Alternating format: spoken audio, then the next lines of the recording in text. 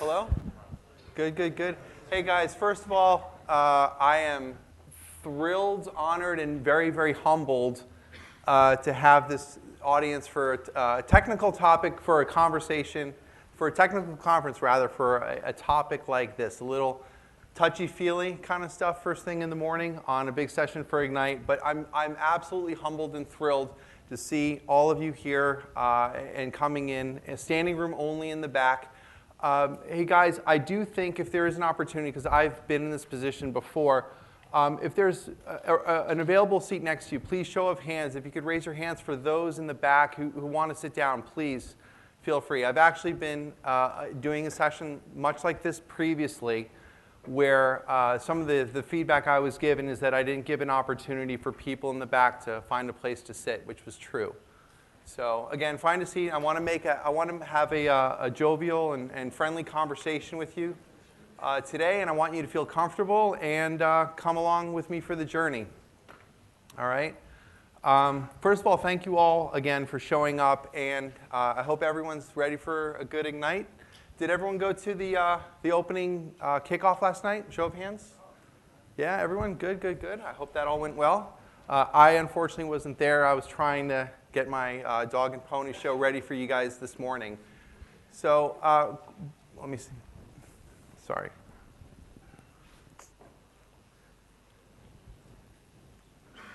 One second. Pardon?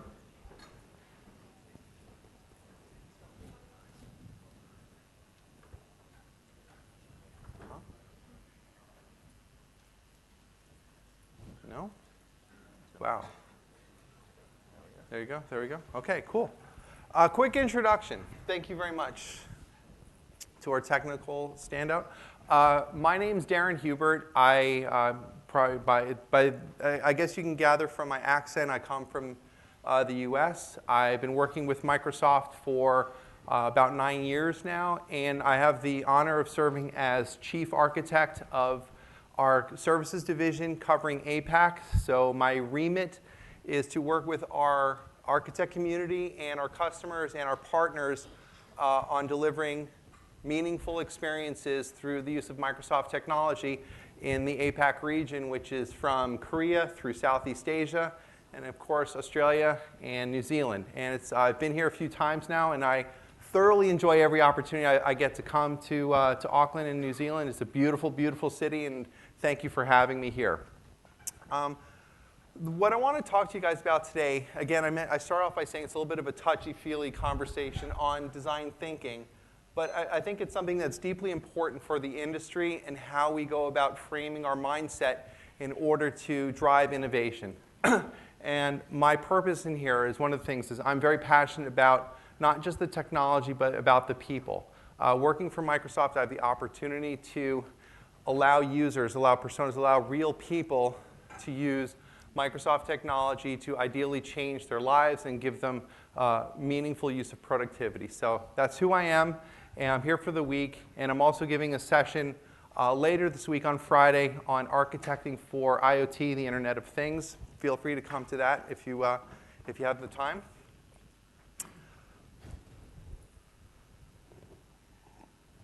Just a few objectives for today's session. Again, I want to talk to you a little bit about design thinking, human-led design, human-led experiences. I want to cover these. The way I chose to break this session down is to cover into these three topics for you. I want to cover the what, to understand methods for developing digital experiences and sales and delivery motions. Some of you in the audience may be part of a system integration organization, so you probably sell to customers, or maybe you're selling internally to business stakeholders.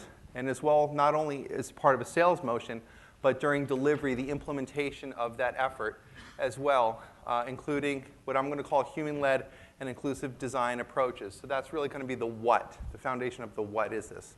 The how, as an architect, it's all about the application, the how. So how to apply these techniques within your projects with the aim of getting even more unique and more impactful outcomes. Something that is really becoming an important buzzword, important trend in the industry is delivering on successful and meaningful outcomes. And the last point I hope to address clearly is the why, and summarize why delivering these types of design-led experiences is tied not only to the transformation of our industry, our technological industry, but also, I would argue, for yourselves individually and your collective market success. So those are the objectives for the session I hope to emphasize with you today. So just some background, some context for design thinking. I hope this applies. This is the experiences that I have in my career. And I want to start off by saying that in today's world, everyone is in IT. So the history of, I'm just going to speak from my own personal experience. The experience with Microsoft is we have great experience and a treasure of experience in selling and delivering our solutions and our softwares to IT. And they've been a very meaningful champion of our solutions and our technology and our services. We're seeing in Microsoft a shift, and it's not only in Microsoft, it's happening throughout the industry as well. I'm sure it's happening within your companies, within your organizations, and that's a shift to the business. The business is holding more power. They're having more need for delivering impactful outcomes. As evidenced by Gartner, who does these types of research, they're saying that the business, the BU, is influencing 78% of IT decisions, and more importantly, that the CMO or the power of that is controlling more spending than the CIO. It's a shift. It's a shift that's happening in some industries and some businesses probably more rapidly than others, but it is happening and it is occurring. IT is having less control. Again, maybe you're seeing it with cloud solutions, moving data centers from on-premise to the cloud, but you're seeing it. So we're seeing that the influence of IT is diminishing, and there's a high level of funding that's coming from outside of IT again, more often than not the CMO organization. So we're seeing that everybody's a buyer, and other companies, there are some companies out there who do a really, really spectacular job of selling to the business. I'll choose Salesforce as an example. Their history is in market-making opportunities by selling to the business. They sort of have been very successful at bypassing IT, talking to a line of business stakeholder, typically a VP of sales, who has a credit card and says, we could spin you up instantly. Versus IT, which will say, well, give us a business case justification, and then if we support it, we'll go through a procurement process for hardware, et cetera, et cetera. Months pass, business is moving on, nothing's changing. So again, business is having dramatic influence. Okay? I think this also impacts, and I think I just touched on a little bit about today's buying patterns. And it's not just the fact that the decisions are being decentralized, being shifted to the business. It's also about the need for impact now. The language of the business is that things need to happen more quickly than not, and I would argue the cloud is changing this. It's to deliver impact. It's a business versus a cost-based outcome, and is the buying experience something that's going to allow a business to explore new opportunities and new areas of growth? So that's the buying pattern that we're seeing, and I think the cloud is having a dramatic effect on this buying pattern. So as IT professionals, I consider myself one, I need to put myself in the mindset of business stakeholders and identify what is it that leaders want. Is that they want to innovate and bring to market new ideas, learn how to fail fast and learn quickly, prioritizing investments that generate differentiated value. So in this slide, I want to point out to develop new value in unexpected places. What are the new market opportunities? How can I, who are my competitors tomorrow? And how are they introducing disruption in the industry? And it's happening all over the place. Microsoft is being changed radically. We're having to pivot and we're having to shift from a client-server type of business where we sell CAL and enterprise licensing to a consumption-based economics model where everything is being driven off of our cloud and how readily people are using it. But not just purchasing it, but actually consuming it and using it every day. So in order for us to be successful in my organization, we have to focus on business outcomes. And it's a pivot. It's certainly a shift in our thinking, and it's something we have to do. And if we could do it yesterday, that would have been fantastic, but it's an evolutionary process for us. So we have to learn how to talk what business leaders want. Again, I said that I'm an IT guy. I've been in IT for quite a while now. Got some gray hair, I hope to prove it. But my experience in IT is that we often look at projects in a certain mindset where we come in, identify what's the project that has been budgeted for and through which some business analysts have identified requirements, and here's a new, let's just call it a CRM system, or here's a new productivity system, or here's a new knowledge management system. Now, let's go about the business of setting it up, doing our installation, our configuration, ideally before customization and the like. But we're experts at the what as IT. This is, I hope, one of the points I want to make to you, is we jump to the what without deeply engaging or understanding the why. I think that that's common. I hope I'm not the only one who does this or has a history of having done it, being part of consulting organizations.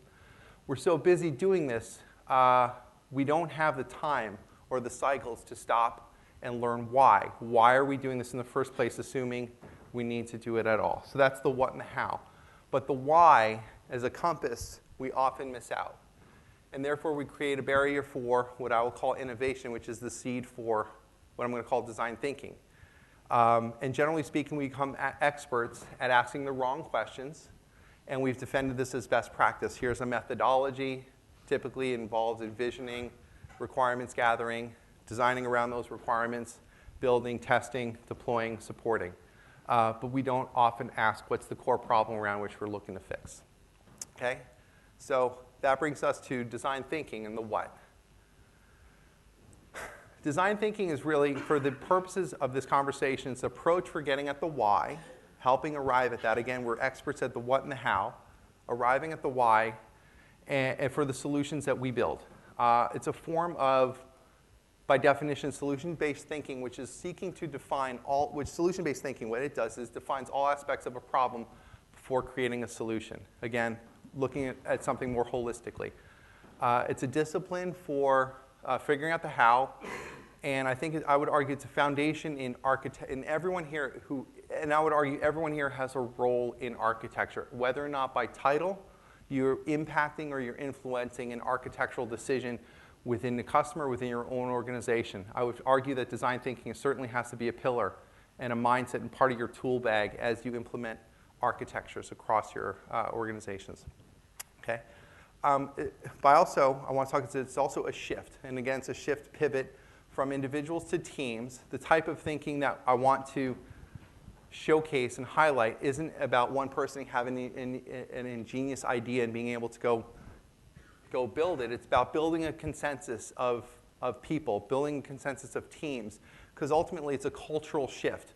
And like if anyone has studied or gone through any type of ProSci ADKAR type training, you know that in order to do any type of cultural change or change management, you have to really build consensus and build awareness. The desire to change, the knowledge around that change, make sure the users, the personas, the people have the ability to change, and then reinforcing that change. It's also moving the shift from products and solutions, again, a world in which I have a lot of familiarity, to experiences. And again, it's the experience around the end user. Again, very important in a consumption-based software model where, irrespective of how something is sold, it's only monetized if it's used. And it's only going to be used if it provides value. It's not providing solutions that people think they want. It's providing solutions that people love. And that's something that we're trying to, in Microsoft, adopt and have it become part of our fabric, part of our culture. Okay? To highlight and showcase an example, and fortunately through my role, I come across a wide variety of examples. The one that stuck to mind and I want to bring out is as an illustrative example of design thinking, and more importantly, experiences which I just shared with you, is a project called the Guide Dogs Project.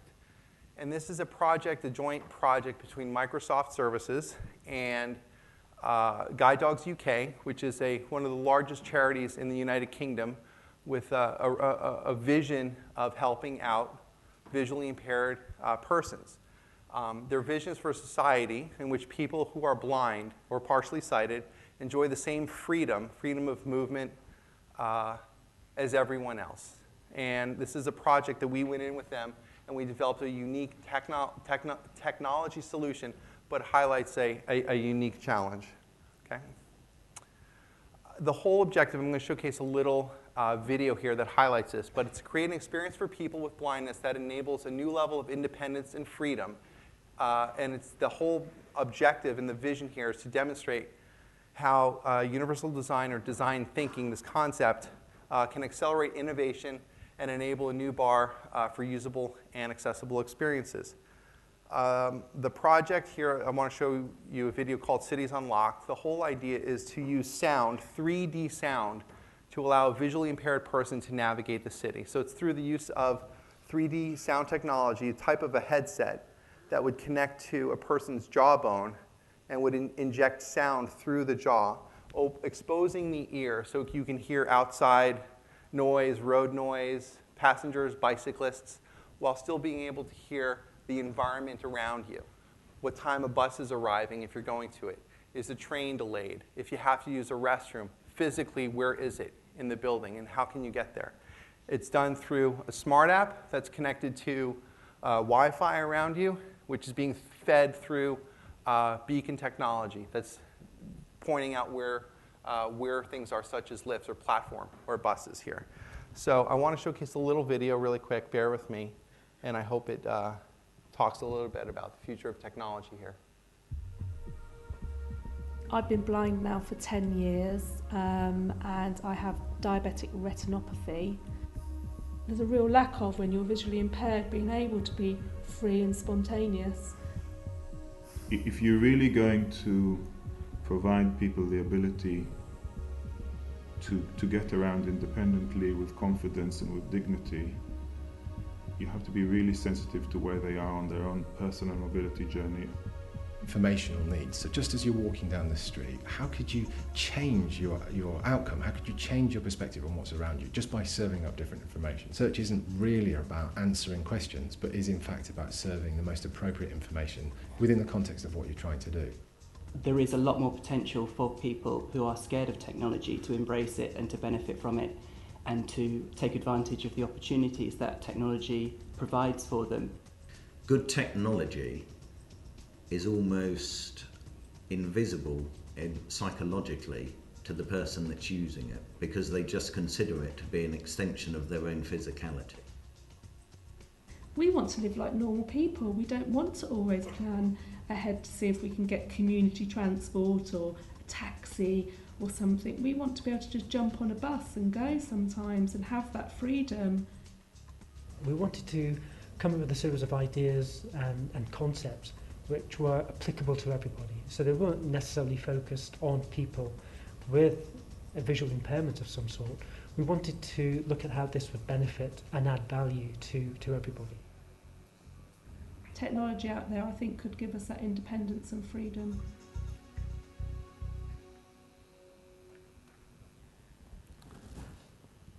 This is an actual, bear with me, guys. This is an actual solution. This is an actual technology that's been developed. That was the video. And the gentleman in this photo is a good friend of mine. I dine with him and his family often. He lives in Singapore with myself. He's from the UK, and he's blind. And he's, like me, an architect with Microsoft Services. And he's sort of one of the spiritual guys who's helped sort of launch this whole initiative. And through the use of design-led thinking, this type of approach, he managed to bring together over 150 people, both in Microsoft and a charity, Guide Dogs, which he is a board member of, and help introduce this technology. He's worked with Microsoft Research, who is the group that came up with the whole idea of 3D sound. Not over the ear, but through the jawbone. Again, it's a type of technology that Microsoft Research has arrived at. Now is technology now is looking for a solution. Here's a great application of that solution. And it's paired with mobile phone technology, so it's a great opportunity. Blind people do carry mobile phones uniquely. Whether or not everyone knows that, they're able to use screen reading and screen scraping technology to pass through the audio of what's being said through their ears so they can have that as well. And pairing that with technology like iBeacon to really provide this 3D environment. It's a really unique project. It's a really unique solution. It allows people to live with mobility and do it with honor and decency. And it's an incredible technology. It's an incredible use case. I'm going to try and talk about how they went about doing it over the course of my next section, the how. But I just want to give this as an example of what I would call design thinking, taking a unique problem and providing a unique new solution to how to go about addressing it. Okay? So the innovation here, other than the application of the technology, which is, again, this 3D headset. Here's a picture. I wanted to showcase it to you where it does sit on the jawbone. It's not in the ear. Again, my point of allowing a deaf or a blind person, rather, to hear their surroundings, because that's certainly one of their more heightened senses with the loss of vision. And pairing that with a very easy gesture-based phone application to allow them to say, where's my next train? Where's my next bus? Where's the next restroom? How can I get a cup of coffee? Again, giving them that independence. Certainly a really unique story to tell, and I hope to tell it right now. So the how. How do we go about this element of design thinking? I would argue everyone here, being seasoned technologists in the room, looking around here, I can tell everyone's been doing this before. This is nothing new. It's just, I would argue, it's a reframing of existing technologies. I hope through existing frameworks and methodologies and patterns that you've done before. But I just want to, if I can accomplish anything today, I want you to think about, in a different pivot, a different mindset of how you engage the end user and help create new experiences that allow them to, per the video, see technology as just an extension of themselves, much like a cell phone is to today, or a pair of nice, comfortable shoes, or sunglasses. Again, all around the experience. Okay. The way I want to frame this, and again, this is nothing new. I trust most of you have done a lot of reading on the topic, hence the high amount of interest in the room.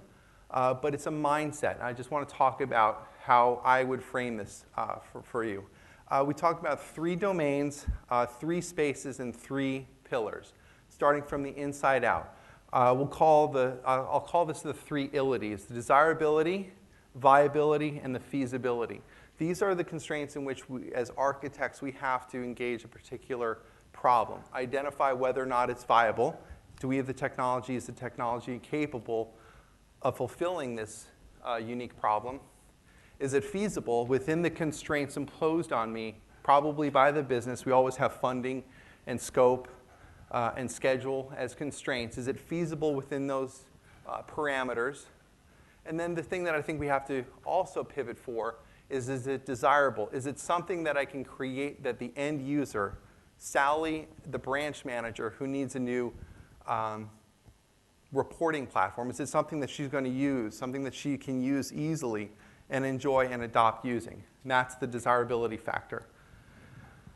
That's surrounded by what I'll call spaces. I don't want to call them anything other than that. It's not a framework, it's just a space where you probably jump in for a little bit and jump out, like a room.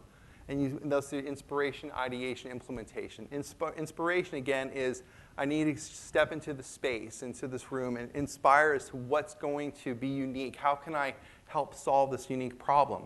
What's different about it? I'll remove myself from my project teammates and help me think through what's a new way of looking at something, that whole inspiration.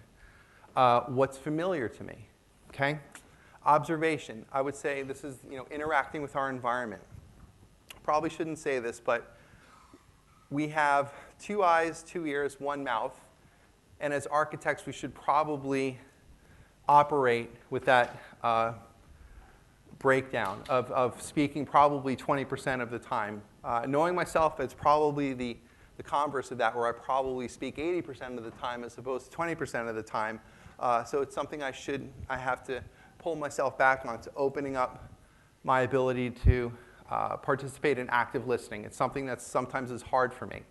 but it helps me be a better observer. And then lastly is empathy, and that's understanding the story, understanding the persona, understanding the user. Back to my example of Sally, the branch manager. Am I going to give her a BI solution based on Power BI, or am I going to give her something unique that addresses her problems for how she does her reporting so she can make quick business decisions? Again, empathy, understanding that user. So those really are the three domains. Again, nothing revolutionary, stuff I trust everyone here has done before. I'm going to peel the layer, though, and go into what are these human-led factors, okay? The first, the ilities, the three ilities, the viability. Again, these are the constraints that we work with every day. From a business, is it economically viable? Again, typically, these are all within projects. Do we have enough resources to accomplish this? Is it economically viable? Again,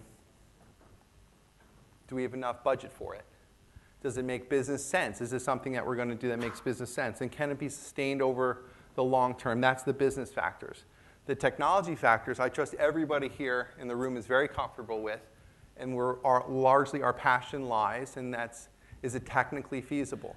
This is the stuff on the right where I think we as architects spend most of our time, largely all of our time. And I think the point I hope to make is that we can keep that base, extend ourselves a little bit, and focus a little bit on the desirability and the human factors. So what do people desire? How can we make solutions that, and from what they need to solutions that they want? Again, the desirability factor. And empathy with the stakeholders. So that's really the basis for design thinking. Very much similar to Tim Brown's book, Change by Design, which leads to a lot of these three pillars, as well as for those who are familiar with IDEO and Stanford's D-School, where a lot of this design thinking comes from, Centered Design Kit. It also showcases that this is where design thinking is centered and where innovation largely comes from. Okay. The whole point of design thinking, I don't want to call them methods. I don't want to call it a methodology. I'll just call it 7 goals. If you can achieve these goals, it will help in this journey. It's not a destination. It's really a journey. And that's to define a problem, research a problem, ideate on that particular problem. The importance of prototyping, absolutely critical to this whole thing. Choosing, making the choice around a problem, and then again, the implementation, and then of course, most importantly, the learning aspect. These are really the 7 goals. If we can get through this, we're really building on our skill set. We're really building on the foundation of architecture. Okay? So this is a unique slide. One second. I spoke earlier about, as architects, we really master the what and the how. We don't often think of the why. And the first element, the first goal, is to define and refine our problem space. And again, I'm using these ilities, these 3 ilities to showcase that. And then group it by various different stakeholders. So, of course, within a project, again, in my role, I've done a lot of delivery work where my customer, they are internal stakeholders. I have to placate them and manage to their expectations. And they're certainly where I'm comfortable in the viability of a project and the feasibility of it technically. Again, being a Microsoft resource, that's why I'm hired. The disruptor, that's typically the CIO or COO, someone who's funding the initiative, someone who's really driving change. Maybe it's the CMO, given the conversation earlier where all of IT and a lot of budgeting is shifting towards the business. Okay, that's the disruptor. And then finally, the disrupted is, one would say it's the end user. It's the users who are going to be the consumers of the solution. I would argue the cloud changes that, and it's more than just the end users. Oftentimes with new technologies, with new solutions, IoT solutions, cloud solutions, it's IT is also getting disrupted. Their jobs are changing. Whether or not you are an expert, a ninja at tuning SQL, or maybe you're a ranger with Exchange, that job is changing. I'm not the one saying this is happening. I'm sure you're seeing it in your industry, in your organizations, in your customers. That type of skill set is changing, and therefore, with new type of thinking, you're being disrupted. Those roles and resources are being disrupted as well. So the whole point here is to help build the case, challenge the brief, challenge the thinking, and just make sure within your remit and within your area of responsibility, just define the right problem to solve and go through an iteration and refine it. Again, this whole point, the whole message that this is a continuous mindset, a continuous process, and it's quite iterative, okay? So I would say here, encourage the disruptor and support the disrupted. And if you do that, you're certainly well on your way towards this journey. Bring it back to the Guide Dogs project. They did an unbelievable amount of research. Not only did the team spend a lot of time navigating the matrix of Microsoft to identify what technologies were being developed by Microsoft Research. Perhaps they were developing new modern apps, trying to identify how that works or can work with Wi-Fi and beacon technology that can be pushed to the device to say, I'm within 50 feet of a Starbucks. My bus because maybe the application knows where I'm going is running 5 minutes late. Maybe there's a traffic jam, and I need to be mindful of that. So other than the technology, it's also putting yourself in the context of the user, the context of, as I just mentioned, the disrupted. And in this case, doing that research took fully abled people, and they would blindfold themselves and walk around town and just get the idea of what it's like to be visually impaired. The spiritual leader for this project, again, is a close friend of mine, and I've gone through this with him. I've been blindfolded. I've walked around with his cane, and I've bumped into every wall around my office as possible.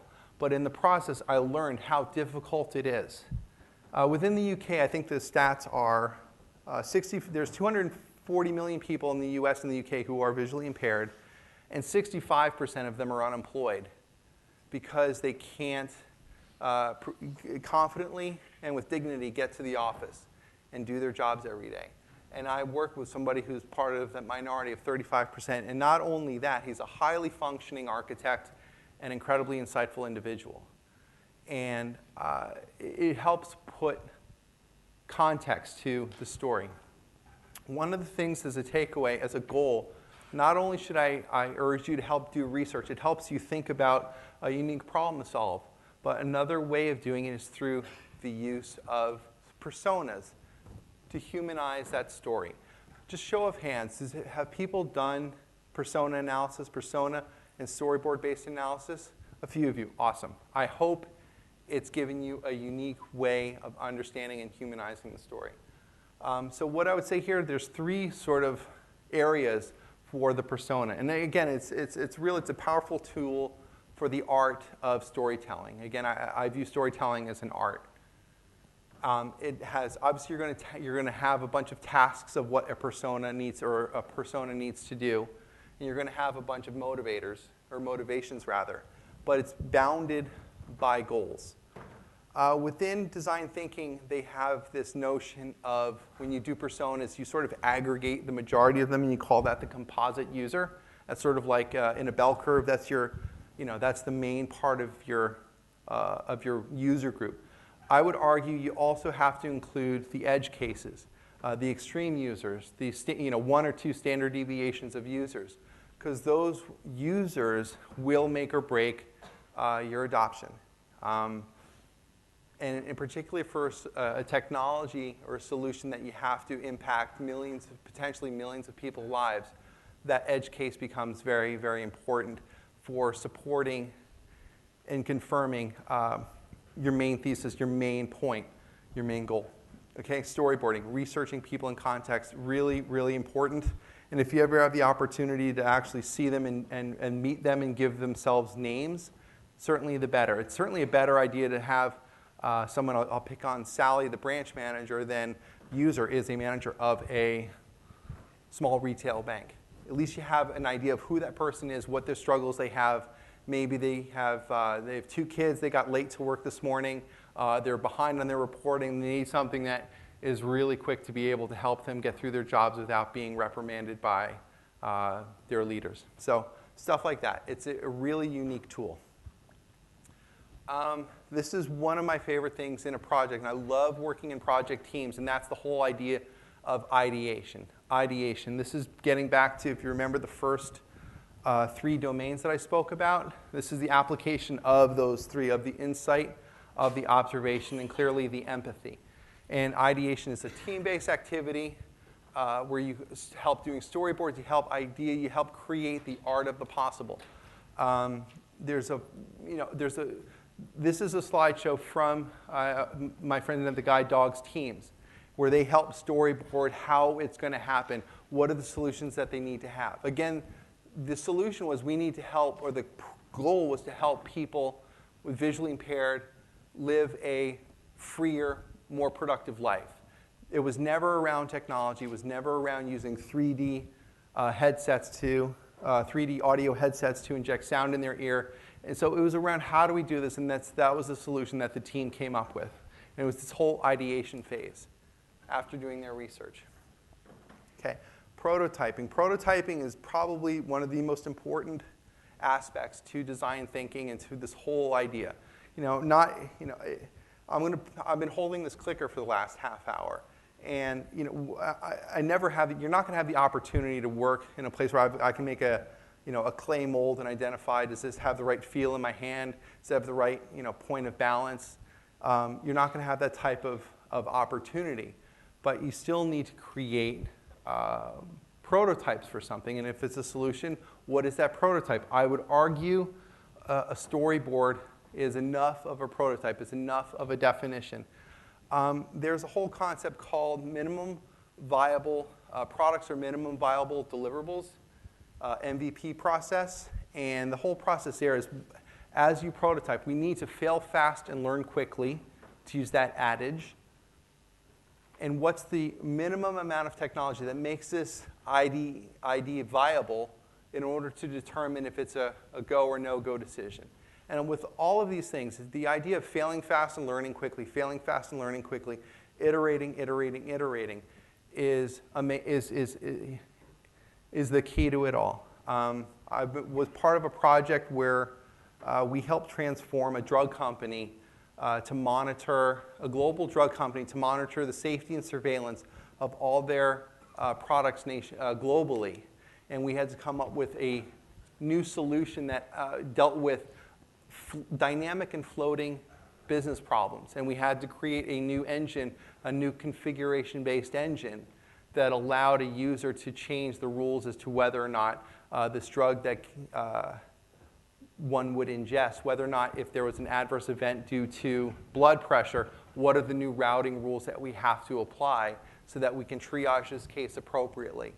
And this was a problem that was outside of the technology, but we had to learn and ideate on it, and we came up with really what I would argue is a pretty unique solution, leveraging the technologies that we had and the budget that we had to enable this company to ultimately help with their goal of saving lives, and in this case, it was managing adverse events.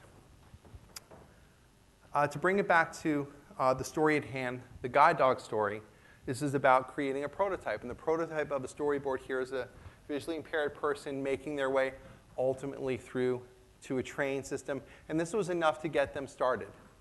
And this was certainly one of the key points in their process of arriving at their destination, their solution. I'm going to try and steal a story from a friend of mine when I walked through this deck. He compared this idea to nemawashi, which is a Japanese term for laying the groundwork and moving a tree. The whole idea with this Japanese term nemawashi is that you take soil from one part of land, you slowly introduce it into the soil of a tree, get it acclimated to that tree over time, slowly, to the point where you can eventually lift up and move that tree and replant it. So it's considered an important element in any sort of major change initiative, and that's very much similar to what I would equate with storyboarding and prototyping. Nemawashi. The other goal, the next goal I want to talk about is the ability to choose. When you go through ideation phases there, you'll come up with a laundry list of things that you may want to do. There's a lot of creative thinkers in the room. There's a lot of creative technologies. There's a lot of way to apply those creative technologies. But at the end of the day, you have to make a choice. The thing that I've experienced in my time is when you have a lot of choices, as an architect, you want to dig down and ensure that it's robust, it's scalable, it's going to support the user base, it's going to support the amount of stress testing and load testing, upgradability and the like. And sometimes when you get into that pattern, you have what I would argue is analysis paralysis. There's a term I like to use called stick and move. Stick and move. You have to make a choice sometimes. And you're never presented with complete information. You rarely are presented with the whole picture. So you always have to use your intuition, use your experience, use your gut to make a choice in how you apply that technology. Okay? Very, very important. I would argue that quick wins and sustainable value are probably the right things to look at as you choose your options. But as any good architect, be open to feedback, be open to new ideas. So be flexible and combine or separate as needed. Those are the elements of choice I want to share with you. Okay? And implement the comfort zone, the comfort zone. This is where, as we as technologists, we love being an implement. We love being able to say, okay, we've defined this problem, we've ideated around it, we've finally picked a choice, we've made our choices to how we're going to do it. Now I get to crack open Visual Studio and I get to code. This is something where as technologists, we're very, very comfortable. I would argue, always, you have to learn how to be comfortable with being uncomfortable. So as you go through this process, always remember the use case, remember the users, remember the research that you did, the personas. So don't forget the vision and the people as you go through the whole idea of implementing. And the fact that it's iterative, I would argue you have to test, test, test, refine, refine, refine, get buy-in, and stick and move. Stick and move. So it's a great, this is, again, I know everyone here has done this before, not new information. But again, don't forget the vision and the people. I started earlier by saying, as technologists, we work really well in the feasible and the technical. We sometimes don't pay enough attention into what's desirable, and I think it's no more important than during an implementation phase. Okay? This is a great one. Learn and relearn. My favorite quote here is from Bill Gates, and not because he founded Microsoft, but it's he will always choose the laziest person to do a difficult job because that person will find the easy way to do it. But the whole idea, the whole basis is that you can think like a beginner or think like a tourist. Think like it's your first time in this new room. Okay? My management team, I was in an offsite in Jakarta a couple weeks ago, and the general manager of our division came out and he was telling a story. And one of the stories he said was, basically, he wanted to break up, my organization's going through radical change right now. We're going through a tremendous transformation. And this whole idea of design thinking is, in different ways, or human-led design is being, trying to be ingrained into our culture and into our heads. And he was part of an experiment where, basically with a working group, where they were presented with building a paper structure, and they had a bunch of 10-year-olds in the room and a bunch of seasoned management professionals in the room, and who could build the strongest one in the shortest amount of time. And 9 out of 10 times it was the 10-year-olds that won. Because the adults, the management team, they're going to sit there and they're going to plan, they're going to make sure that they identify the context of the problem, and then they're going to document their design, and then before they go into implementation, while the kids just went at it. And they failed first, they learned fast, they failed first, and then all of a sudden they had a more viable structure. They built the paper tower quickest, fastest, and better. And it was because they had no inhibitions. They didn't care. They thought of creating a new problem uniquely. And that's a thing I would like to impose here. Because if you have a new solution, or if you have a new problem, if you go to some industry folks, maybe if you go to a telco guy and say, here's a solution in banking, if he says, well, I've done this 17 times, here are my practices, that's probably not the story that's going to get you to transform. But if you're able to step back and think again like a tourist, it will really help with thinking abstractly and thinking in a new light. So yeah, the point here is that what we learn today becomes our informed insight tomorrow. So this is really an important message, and again, I really like the quote here. Think like a beginner, think like a tourist. All right, so we're on time. The why. You know, why this design thinking? Why is this important? I think it's evidenced by the attendance in the room. And again, I'm really flattered and humbled that all of you came here to be part of this discussion. So it tells me that you're hearing this as well. You're probably having to go through some sort of change, some sort of transformation in your own right. So you want to learn what are some principles, what are some practices for how to go about delivering change. So 3 pillars of human-led design. Things I would just want to mention are the motivations, helping people, I would argue the end users, maybe it's the visually impaired in that example, achieve what is important to them. And if it's important to live a mobile life where I'm not entirely dependent on others, that's a huge motivation, it's a huge goal. Building relationships. When you go through these teams and you go through these types of projects, you're going to get to know people over time. And the one thing that is going to build the foundation for that is trust. So build and maintain trust. Relationships are over time. They're important, and they grow in stages. And it helps you get to know people in meaningful ways. I think this is also really important as you get into really complex projects. And I would argue the Internet of Things and IoT types of projects are really complex problems and complex projects. And they involve a village of people to implement those types of solutions. So again, building relationships is certainly key. And it's the type of design thinking that's really going to deliver a meaningful result in an IoT solution where you're just getting streams of telemetry and streams of data, but you have to make sense out of it all, and not just make sense out of it all, provide meaningful action so that something can be done. What's the action that needs to be delivered? Again, design thinking applies there, I would argue. And finally, you have to do something what's appropriate. And appropriate could be a lot of different things. You know, solutions that integrate to the human world, that's appropriate. Is it appropriate for the capabilities and the limitations of that individual? Again, the whole idea of handing out a headset that doesn't cover a person's ear so that they can not only hear noise that you want them to hear through the 3D sound system, but also being able to hear the environment around them. And of course, is it appropriate given the economics? Is it something that the business is willing to fund? Is my manager or my leaders willing to fund this type of initiative? Can I get done what needs to be done in the constraints that are imposed? That type of appropriateness. Those are the pillars around which every architect lives in. And again, I treat all of you as a room of architects. These are the constraints around which you all have. Okay, so why this discussion? I hope everyone at some point in time has read the book, Who Moved My Cheese? And the whole basis is that our lives are changing, our jobs are changing, our industry is changing.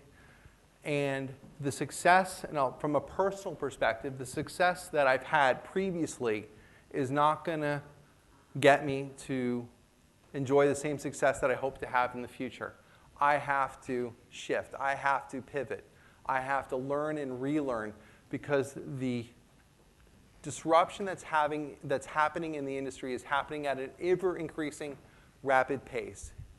And I think everyone here likely has heard that from, I'm sure the keynotes covered it, as well as what's happening in your neck of the woods. So the myth of innovation is that it brings brilliant ideas from the minds of smart people, and that's not true. The myth of innovation is that it's through a lot of hard work. It's a lot of grunt work. It's a lot of research, a lot of analysis, a lot of empathy for what type of problem you're going to solve.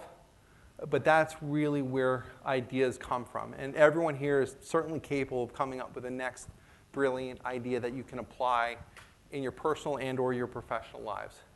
And then I would argue this discussion. I want it to be a continuous learning process. Everyone here should be a continuous learner. You have to thrive on learning, thrive on new ideas, thrive on pushing the boundaries. Very, very, very important. These approaches, I would argue, are key to cope with the transformation of an industry, the transformation of a company, the transformation of an individual. Okay? That's why I feel this discussion is important. Why now? Within a company that's, I'll choose and I'll pick on Microsoft for a moment. Microsoft is going through a huge transformation. I started this conversation off that we were very successful in the enterprise agreement business where everything was on client-server licensing. Whether or not something got consumed, Microsoft largely hoped that it was used, but we didn't check in on it. We weren't ensuring that adoption and change management was happening. That wasn't our business. In the consumption model in which we now live, it's absolutely fundamental. So Microsoft is now having a cultural change. Luckily, it's being driven from Satya Nadella on down, where we are empowered as individuals, as business units, as teams, to think differently and come up with new and meaningful ways of addressing unique problems. And I would like to make the assertion that this is something that is going to happen culturally within all of our organizations, all of our companies, both professionally and I would argue even personally. So the point here, why now? Design thinking has to be at the core of an organizational change, organizational culture, to create a culture. Again, culture is desperately important that focuses on unique problem solving. For those who have had the opportunity to go through a change management pro-sci type of training course, you learn that you can have the brightest idea, you can have brilliance, but unless people follow on, unless the culture of the company adopts and breathes and thrives and employs that cultural shift, it's not going to go anywhere, and you're not going to have the change that's ultimately desired. Okay? So that's why now. I think it's very important. So here's a great quote I love on problem solving, that we cannot solve a problem by using the same kind of thinking we used when we created them. Very much similar to the successes that myself personally may have enjoyed in the past. That's immaterial. It's irrelevant to what I'm going to do in the future. All the learnings, all the stuff that I had, that's great knowledge, but it's not going to help me. But what will help me, and I hope what will help you, is having an open mindset to be able to learn and to relearn. Okay, that's really the critical thing I'd like to point out. So that said, there's this a doctor at Stanford named Carol Dweck, and she wrote a book called Mindset. It's a unique book. I suggest to everyone, if you have an opportunity, to read it here. But the thing here is it a fixed mindset versus a growth mindset? In your organizations as architects, you will come across those who have what I would argue is a fixed mindset. It's predictable, it's comfortable, it allows me to come in, get my job done in the time duration that I have to do it. It allows me to go home, live my life, be with my family. It's very predictable, it's very comfortable. And in doing so, the types of behaviors that it elicits are effectively, it avoids challenges, avoids failure, because that ultimately is career limiting potentially. So therefore, the people give up easily. It happens, I've seen it time and time again. People tend to stick with what they know. They don't want to go beyond that. If you're an exchange guy, maybe you don't like the fact that I now have to likely become an identity guy. Maybe you have to become a cloud services guy, because damn it, what I know really well is Exchange. I've had an amazing career doing that. That's not what's going to get you there. People with this ignore feedback and criticism. I think one of the best things that you can give somebody, if they're open to it, is feedback. It's really hard sometimes to take it, but if you have an open mind, if you have that type of mind, you're able to learn on it and you're able to grow. And then again, those who are threatened by others' success. That's the last point.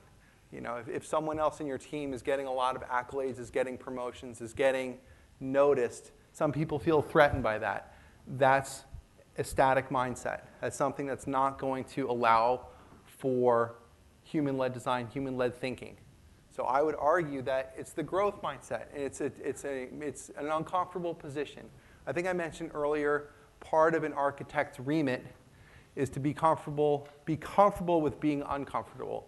And I would argue that it's part of having a growth mindset, where you constantly desire continuous learning. You know, you have an insatiable appetite for it. And if you have it, God bless you. I would love to have the opportunity to work with people like that. It's amazing. Persists and confronts uncertainties. That type of mindset, people go into a problem, they want to attack the unknown. And it's, you know, they approach it with, you know, bright eyes and bushy tails, and they learn, and they do the research, they do the prototyping, they go through that whole how phase. Again, persist and confront uncertainties. They see work. Work is work. Work is effort. Work, but it's necessary. It's necessary to learn, to push, to grow. And if you have that appetite, you know, learning is, it doesn't become effort, it becomes passion. So again, puts an effort to learn. And then I would argue the last thing here, the point made from Carol Dweck, is that people with a growth mindset are inspired by other success. There are people in the room here who inspire me. I've had the opportunity of working with some amazing professionals standing in the back of the room on the side, who, whenever I have conversations with them, I leave that conversation invigorated. I leave that conversation excited.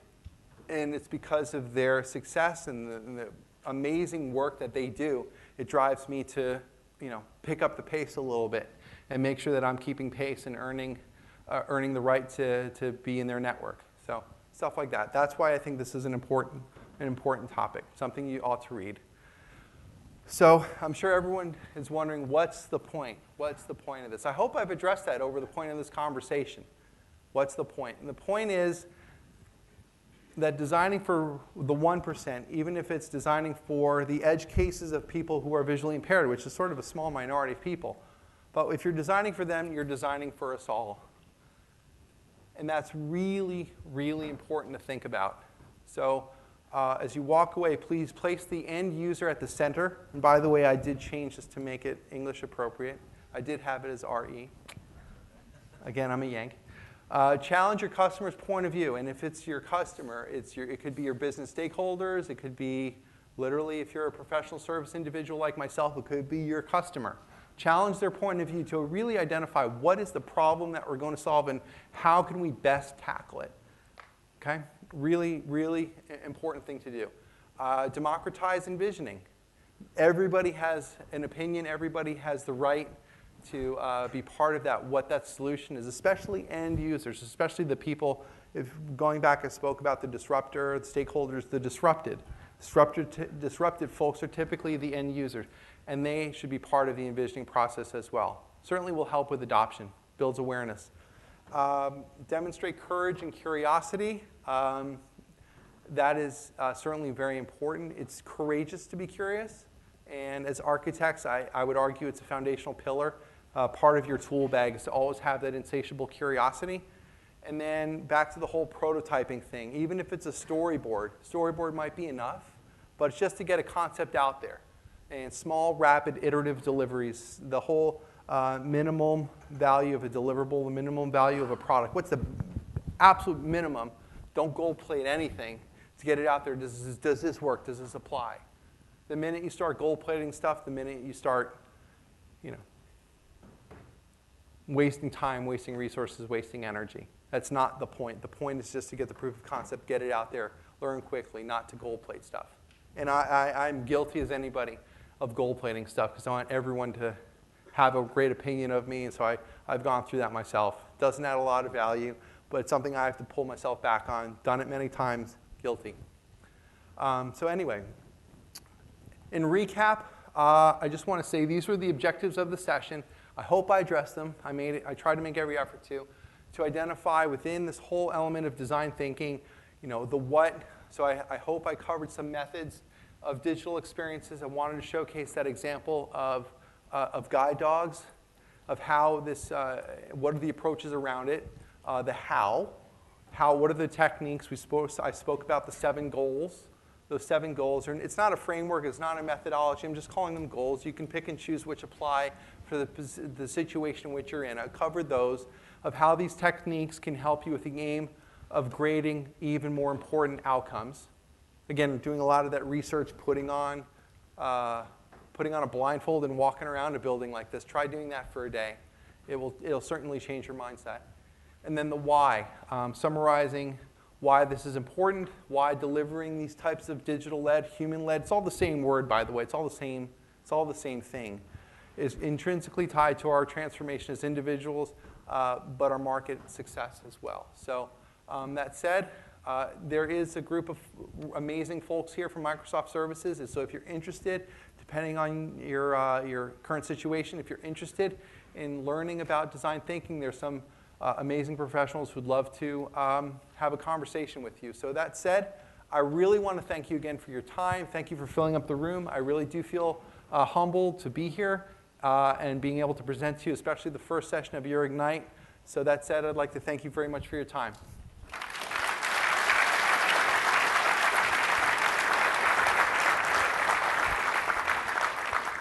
And the last point I want to make, as someone who likes to proclaim that I'm a design thinker, I'm trying desperately to become one, and having a growth mindset, I'm desperately open to feedback.